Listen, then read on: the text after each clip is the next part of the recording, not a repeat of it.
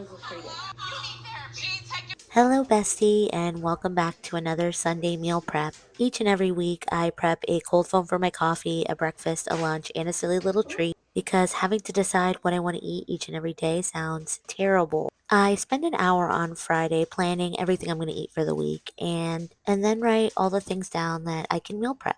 I keep this dry erase board in my kitchen so that I don't have to look for a piece of paper. Everything that I need to make is just right in front of my face. I've said it before and I'll say it again. Nothing is more relaxing than watching beautiful women roast each other at pretty destinations. Still catching up on Real Housewives of Potomac, but I'm almost there. I typically like to start with the most difficult thing first, and today that's the focaccia bread. We're going to see if we can get through this without completely destroying my sweater. This focaccia is going to be used as a silly little treat. We're going to make jelly donut focaccia bread.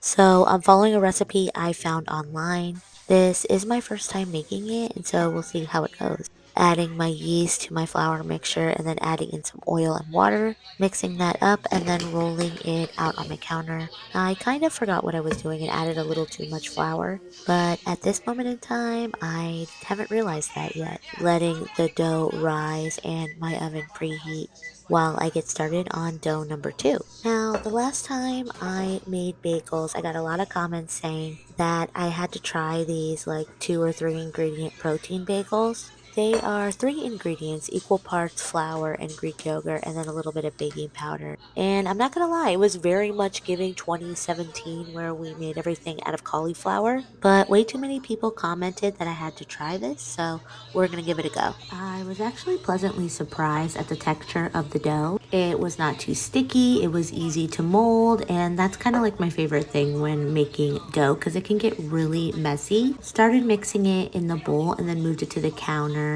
when it was a little bit more solid. And then once I got it into a solid ball, I cut that into fours, rolled those into balls, and then started shaping the hole in the middle for the bagel.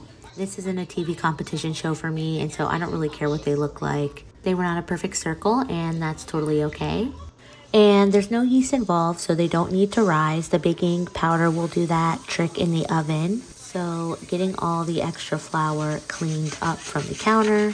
This is arguably the most difficult part, but I wouldn't be keeping it real if I didn't show you this part as well.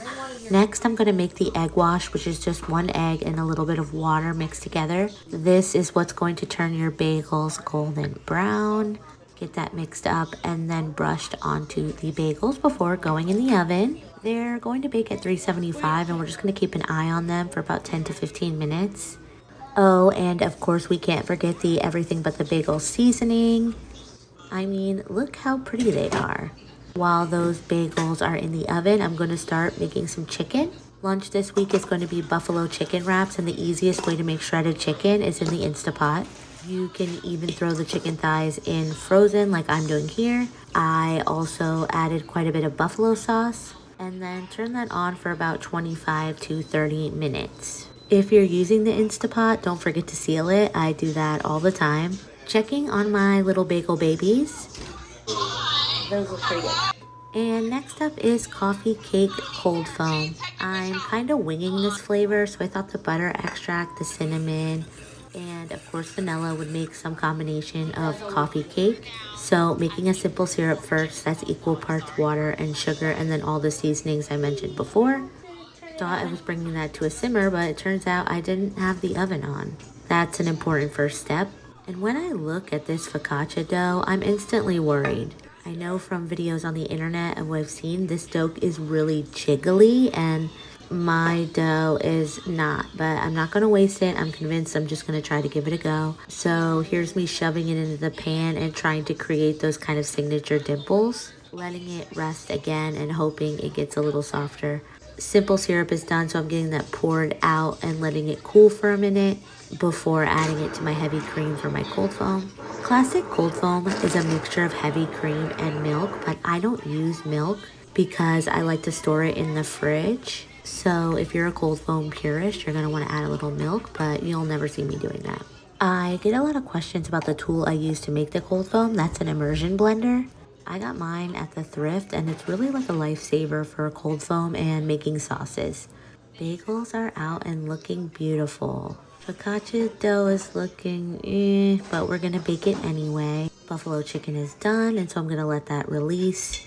Then I'm going to start shredding it. You can use 2 forks like I'm using here. The ultimate hack is to use one of those like hand blender mixer things, but I don't have one of those and I don't want to pull my KitchenAid out. I strained the chicken broth and then shredded the chicken, added more buffalo sauce, and here we're at. Gonna let that cool while I start on some cream cheese for the bagels.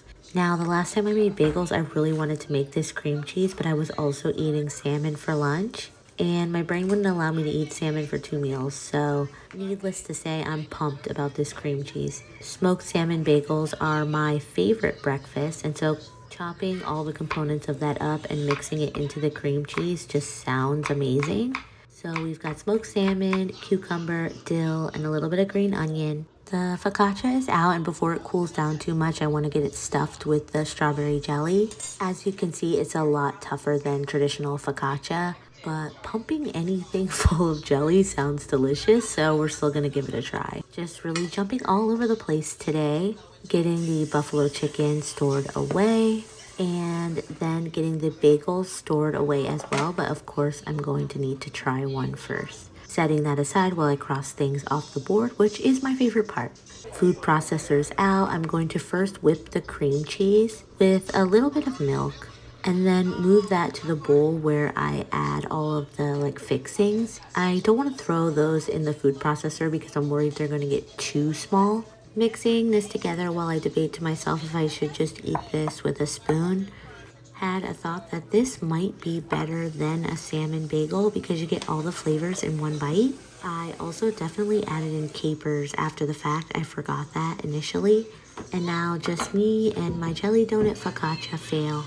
Making a quick icing with some powdered sugar, milk, and a little bit of vanilla extract. Mix that up and then basically just lather the terrible focaccia in this. There's probably a more graceful way to do this, but that's not really my style. Spoiler alert, I also didn't make enough icing, so we're gonna spread this around and make it work.